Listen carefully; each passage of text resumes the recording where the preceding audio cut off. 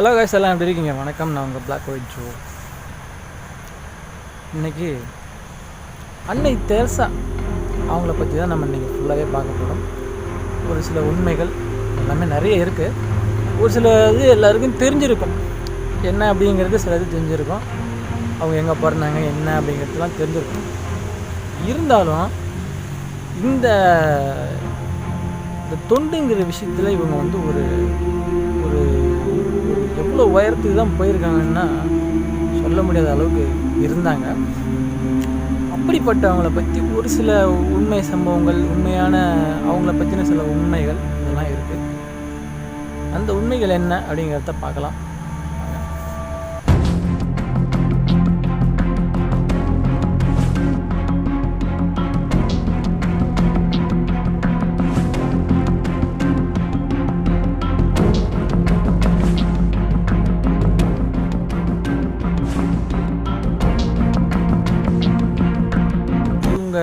எப்படிப்பட்டவங்க அப்படின்னா, இப்போது ஒரு இடத்துல ஒரு ஒரு பசியாலியோ இல்லை ஒரு பஞ்சமோ ஏற்படுது அப்படின்னா இதெல்லாம் தெரிஞ்சுக்கிட்டு ஒன்று அவங்களாவே போயிடுவாங்க. அப்படி இல்லைன்னாக்க இல்லைங்க நீங்கள் வாங்க, உங்களை நீங்கள் வந்தால் மட்டும்தான் இதை சரி பண்ண முடியும் அப்படின்னு சொல்லி கூப்பிட்டு அந்த வேலைகளை கொடுத்ததும் உண்டு. அப்பேற்பட்டவங்க 1910 ஆகஸ்ட் 26 வடக்கு மாசிடோனியாவில் ஸ்கோப்ஜோ அப்படிங்கிற ஒரு இடத்துல ஒரு நிதி வசதியான குடும்பத்தில் பிறக்கிறாங்க. ஒரு காலகட்டத்தில் தன்னோட அப்பா இவங்களுக்கு வெறும் 8 வயசாக இருக்கும்போது இவங்களுடைய அப்பா இறந்துடுறாரு. அதுக்கப்புறம் தந்தை இல்லாத ஒரு காரணத்தினால இவங்களுடைய குடும்பம் வந்து ஒரு நிதி நெருக்கடியில் மாட்டிக்கிறாங்க. இப்படி போயிட்டுருக்குள்ள இவங்களுக்கு ஒரு 12 வயசாக இருக்கும்போது தான் வந்து கிறிஸ்துவோட அன்பை மக்களுக்கு பரப்பணும் அப்படிங்கிற ஒரு உணர்வு தான் உணர்ந்துக்கிறாங்க. அப்படி உணர்ந்ததுக்கப்புறம் அதை செயல்படுத்தணும் இல்லையா, அது செயல்படுத்துறதுக்கு ஒரு 18 வயசாக இருக்கும்போது தன்னோட வீட்டை விட்டு, அதாவது அந்த ஸ்கோப்ஜோவில் அவங்களுடைய வீடு இருக்குது, அவங்களுடைய வீட்டை விட்டு அவங்க கிளம்பி கன்னியாஸ்திரிகளின் அந்த ஒரு சமூகம் இருக்கு இல்லையா, அதில் போய் இவங்க சேர்ந்துடுறாங்க. இது சேர்ந்ததுக்கப்புறம் ஒரு சில மாதங்கள், ஒரு சில வருஷங்கள் அங்கேயே வந்து பயிற்சி அவங்களுக்கு கொடுக்கப்பட்டு அங்கேயே இருக்கிறாங்க. 1929 ஒரு கன்னியாஸ்திரியாகவே மாறி இந்தியாவுக்கு அனுப்பப்படுறாங்க சேவைக்காக. அதாவது இவங்க வந்து கன்னியாஸ்திரி அப்படிங்கிறது, அதாவது அந்த கடவுளோட அன்பை பரப்பணும் அப்படிங்கிற ஒரு வேலைக்காக மட்டும்தான் இவங்க இந்தியாவுக்குள்ளே ஃபஸ்ட்டு வராங்க 1929. அதுக்கப்புறம் என்ன ஆகுதுன்னு பாருங்கள். ஸோ இப்படி இந்தியாவுக்குள்ளே வந்துட்டாங்க. வந்ததுக்கப்புறம் மே 24, 1931 இவங்க வந்து முதல் மத உறுதிமொழியை எடுத்துக்கிறாங்க. இப்படி எடுத்ததுக்கப்புறம் இவங்க தன்னோட பேரை மாற்றுறாங்க. அவங்களுடைய பேராக இருக்கிற அந்த பேரை மாற்றிட்டு அந்த கன்னியாஸ்திரிகளுடைய அவங்க ஏற்கனவே இருந்த கன்னியாஸ்திரிகள், இதுக்கு முன்னாடி இருந்தவங்க அவங்க வந்து இறந்துட்டாங்க. அந்த பேரை இவங்க தேர்ந்தெடுக்கிறாங்க. தெரஸ் டி லியோக்சின் அப்படின்னு சொல்லி ஒரு பேர் இவங்க தேர்ந்தெடுக்கிறாங்க. அப்படி தேர்ந்தெடுக்கும் பட்சத்தில் அந்த பேர் அதே கன்னியாஸ்திரிகளுடைய இன்னொருத்தவங்க அந்த பேரை தேர்ந்தெடுத்தாங்க. இன்னொரு கூட இருக்கிற ஒரு சக கன்னியாஸ்திரி அந்த பேரை தேர்ந்தெடுத்துட்டாங்க ஏற்கனவே. அந்த காரணத்தினால அந்த தெரஸ் அப்படிங்கிற பேரை மட்டும் எடுக்கிறாங்க. ஆனால் அதை வந்து ஸ்பானிஷில் தெரசா அப்படின்னு வரும். அந்த பேரை தனக்கு வச்சுக்கிறாங்க. இதுக்கு பின்பு இப்படி பேரை மாற்றி வச்சதுக்கு அப்புறம் 1931 1948 வரைக்கும், அதாவது ஒரு 15 வருஷம் கல்கத்தாவில் சென்ட் மேரி உயர்நிலைப்பள்ளி அதில் வந்து ஒரு ஆசிரியராக இவங்க வந்து பணி செய்யறதுக்கு தொடங்குறாங்க. வரலாறு மற்றும் புவியியலில் இவங்க வந்து பாடம் எடுக்கிறாங்க. இப்படியே எடுத்து போயிட்டுருக்கு. ஒரு 15 வருஷம் அதுக்குள்ளேயே போயிட்டுருக்கு. இருந்தாலுமே வந்து இவங்க இந்த கல்கத்தாக்குள்ளே வரத்துக்கு முன்னாடி, அந்த கன்னியாஸ்திரி மடத்துக்குள்ளே போகிறதுக்கு முன்னாடி இவங்க அந்த கான்வென்ட்டுக்கு வெளியே நடக்கிற சில துயரமான சம்பவங்கள் எல்லாம் இவங்களுக்குள்ளே அது உறுத்திக்கிட்டே இருக்குது. அப்படி உறுத்திக்கிட்டு இருக்கும்போது அந்த ஒரு எப்போன்னு பார்த்திங்கன்னா 1946, அதாவது இவங்களுக்கு அந்த டைம் வந்து ஒரு 36 வயசு. அந்த டைமு அவங்களுக்கு வந்து ஒன்று உணர்றாங்க. அதாவது நான் வந்து இதுக்கு தான் வந்தேனா அப்படிங்கிறத உணர்ந்து மற்ற இந்த மாதிரி பசியாலையும் ஒடுக்கப்பட்டவங்களுக்கு, கைவிடப்பட்டவங்களுக்கு, ஆதரவற்றவங்களுக்கு அவங்களுக்கு சேவை செய்யணும் அப்படிங்கிறத, அதுக்காக தான் தன்னை கடவுள் இங்கே வர வச்சுருக்காரு அப்படிங்கிறத உணர்ந்து அவங்க அந்த பள்ளியை விட்டு வெளில வராங்க.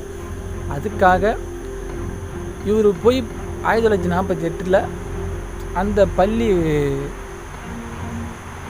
உரிமையாளர்கிட்ட இது வந்து பற்றி சொல்கிறாங்க. நான் அந்தமாரி போகணும், எனக்கு அனுமதி கொடுங்க அப்படின்னு கேட்குறாங்க. அவங்க அனுமதி கொடுத்து அவங்கள அனுப்பி வைக்கிறாங்க. இப்படி அனுப்பி வச்சதுக்கப்புறம் சேவை செய்கிற அந்த ஒரு சமூகத்தை உருவாக்குறாங்க. இப்படி உருவாக்கும்போது இவங்க வந்து ஏழைகளுக்கு என்னமோ உதவணும் அப்படிங்கிற ஒரு நோக்கத்தில் உள்ளே வராங்க. இதுக்காக ரோமில் பேசி அங்கேருந்து ஒரு அனுமதியும் வாங்குறாங்க. 1948 இதுக்கு அனுமதியும் வாங்குறாங்க. வெளியே வந்ததுக்கப்புறம் தன்னோட தோற்றத்தை, அதாவது இந்த ஆடை அணிகிற அந்த தோற்றத்தை மாற்றுறாங்க. இப்படி மாற்றும்போது என்ன பண்ணுறாங்கன்னா, சாதாரண ஒரு கதர் புடவையில் நீல நிற கோடு போட்ட பார்டர்னு சொல்ல முடியா, அந்த நீல நிற கோடு போட்ட அந்த புடவையை இவங்க அணிகிறாங்க. இந்த புடவையை கல்கத்தாவில் இருக்கிற ஒரு தொழுநோயாளிகள், ஒரு வீட்டுக்குள்ளே இருக்கிற வசிக்கும் ஒரு தொழுநோயாளிகள் இவங்களுக்கு நெய்து கொடுக்குறாங்க. இப்படி தன்னுடைய அந்த பேரை மாற்றியாச்சு, ஆடையை மாற்றிட்டாங்க, எல்லாத்தையும் இப்படி மாற்றிட்டு ஏழை எளியவர்களுக்கு உதவணும்னு கிளம்புறாங்க. கிளம்பக்குள்ள அவங்கக்கிட்ட சுத்தமாக நிதி கிடையாது. உண்மையை சொல்லப்போனால் தன்னோட ஒரு வேளை பசியை போக்குறதுக்கே இவங்க வந்து பிச்சை எடுக்கிற ஒரு நிலைமைக்கு தள்ளப்பட்டாங்க, எடுக்கவும் கிளம்பிட்டாங்க. அப்படி ஒரு காலகட்டத்தில் இவங்களுக்கு எப்படி தன்னால் உதவி செய்ய முடியும் அப்படின்னு பார்க்குறாங்க. அந்த டைமில் தன்னை மாதிரி வந்து இந்த மாதிரி ஒரு வேலையை செய்கிற ஒரு சில சமூக ஆர்வலர்களோடு சேர்ந்து இவங்களும் செய்கிறாங்க. இதுக்கப்புறம் ஒரு தடவை என்ன நடக்குது, இவங்களாம் நினச்சிக்கிறாங்க, என்ன எங்ககிட்ட என்ன இருக்குது, இப்போதைக்கு நிலைமைக்கு மக்களுக்கு எங்களால் ஒரு ரொட்டி துணி கூட கொடுக்க முடியலையே அப்படின்னு சொல்லி இவங்க தன்னை பற்றி நினச்சிட்டு வீட்டுக்குள்ளே இருக்கிறாங்க. இந்தமாரி சமயத்தில் அன்னைக்கு பள்ளி அன்னைக்குன்னு பார்த்து எந்த ஒரு காரணமே தெரியாத ஒரு மர்மமான காரணங்களுக்காக அங்கே இருக்கிற அந்த பள்ளிகள் எல்லாமே மூடுறாங்க. அன்னைக்கு பசியாக இருக்கிறவங்களுக்கு கொடுக்க முடியும் அப்படின்னு நினச்சி வருத்தப்பட்டு அன்னைக்கு இந்தமாரி ஒரு சம்பவம் நடக்குது. நடந்ததுக்கப்புறம் அங்கே அந்த பள்ளிக்குன்னு செய்யப்பட்ட அத்தனை ரொட்டி துண்டுகளும் இவங்களுக்கு போய் சேருது. அப்புறமா அந்த ரொட்டி துண்டுகளை பசியோடு இருந்த தன்னோட அந்த மக்களுக்கு கொண்டு போய் கொடுத்து அவங்களுடைய பசி ஆக்கினாங்க. இது மட்டும் இல்லை, இது மாதிரி இன்னும் நிறைய பண்ணியிருக்காங்க. இன்னொன்று குறிப்பாக சொல்ல போனால், இவங்க விமானத்தில் போயிட்டு இருப்பாங்க, விமான பயணங்கள் அப்படின்னு சொல்லி மேற்கொள்வாங்கள்ல, அந்த மாரி டைமில் அந்த விமானத்தில் சாப்பாடு கொடுப்பாங்க. அந்த மீதி இருக்கிற சாப்பாடு இதெல்லாம் இவங்க வாங்கிட்டு அவங்ககிட்டேருந்து வாங்கிட்டு வந்து இதே போல் பசியோடு இருக்கிற தங்களோட மக்களுக்கு கொடுத்து நிறையா தடவை பசி போக்கியிருக்காங்கலாம் இவங்க. அதன் பின்பு ஒரு நாள் எத்தியோப்பியா அங்கே வந்து இந்தமாரி ரொம்ப பசியால் மக்கள் வாடுறாங்க அப்படிங்கிறது கேள்விப்பட்ட இவங்க அங்கே பயணம் மேற்கொள்கிறாங்க. அப்படி பயணம் மேற்கொள்ளும் போது அங்கே போய் பார்க்க பார்த்து ஒரே பஞ்சத்தில் எல்லாம் பசியில் அப்படி ஒரு நிலைமை. இந்த நிலைமையை பார்த்துட்டு அன்னை தெரசா இவங்க என்ன பண்ணுறாங்க, அந்த நாட்டு ஜனாதிபதிக்கு ஒரு கடிதம் ஒன்று விளக்கமாக எழுதி அனுப்புகிறாங்க. இப்படி அனுப்பின உடனே இந்த விஷயம் அவங்க காதுக்கு போன உடனே யூஎஸ் அரசாங்கம் என்ன பண்ணுறாங்க, உடனே அங்கேருந்து எல்லாம் மருந்து சாப்பாட்டுக்கு மருந்து இருந்தெல்லாம் தூக்கிக்கிட்டு கிளம்பிட்டாங்க. அவ்வளோ சீக்கிரத்தில் அந்த அளவுக்கு அவங்களுக்கு ஒரு மதிப்பு, ஒரு மரியாதை அவங்களுக்கு நாடு புறாவும் உலகம் புறாவும் இருந்துச்சு. இந்த செயலால் இந்த அளவுக்கு ஒரு ஒருத்தவங்க செய்ய முடியுமா அப்படிங்கிறது, இந்த அளவுக்கு ஒரு பொறுமை, ஒரு அமைதி, இப்படிப்பட்ட இந்த ஒரு தன்னலமற்ற ஒரு சேவைக்காக 1979 அமைதிக்கான நோபல் பரிசு வாங்கினார். அது மட்டும் இல்லாமல் கிட்டத்தட்ட இதோடு சேர்த்து மொத்தமாக 17 விருதுகளை வாங்கியிருக்காரு. இது இல்லாத அல்பேனியா நாட்டில் இவங்களை பெருமைப்படுத்துகிற விதமாகவும் மரியாதை செலுத்துகிற விதமாகவும் இவங்களுடைய பேரை சர்வதேச விமான நிலையத்துக்கு சூட்டப்பட்டிருக்கு.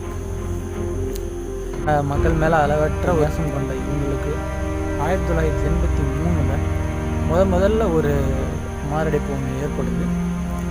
இந்த மாரடைப்பு தொடர்ந்து அது சரியாகி கொஞ்சம் நல்லா தான் போயிட்டு இருந்துச்சு. அப்புறம் மீண்டும் 1996 வயசு முதிர்வின் காரணமாக கீழே விழுந்துடுறாங்க. இப்படி கீழே விழுந்ததில் காலர் எலும்பு உடைஞ்சி போகுது. அதன் பிறகு உடல்நிலை சரியில்லாத, அதாவது இந்த மலேரியா, அது மட்டும் இல்லாத இதனுடைய இடது வென்ட்ரிக்கிள் செயலிழந்து போகுது. இப்படி இந்த காரணங்களாலேயும் உடல் முயற்சி காரணத்தாலேயும் செப்டம்பர் 5, 1997 அவருடைய உயிர் பிரியுது.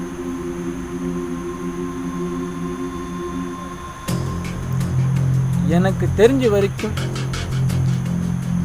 இப்படி ஒரு மனிதனை நான் கேள்விப்பட்டதே கிடையாது. ஒருத்தருவங்க தன்னோட வாழ்நாளையே இதுக்காக அர்ப்பணிப்பாங்களா அப்படின்னா என்னால் அது எப்படி சொல்கிறது தெரியல. அப்பேற்பட்டவங்களை இனியும் இந்த உலகம் காணுமா அப்படின்னா அது சந்தேகம்தான். ஓகே கைஸ், பார்க்கலாம் மீண்டும் ஒரு அடுத்த பதிவோட.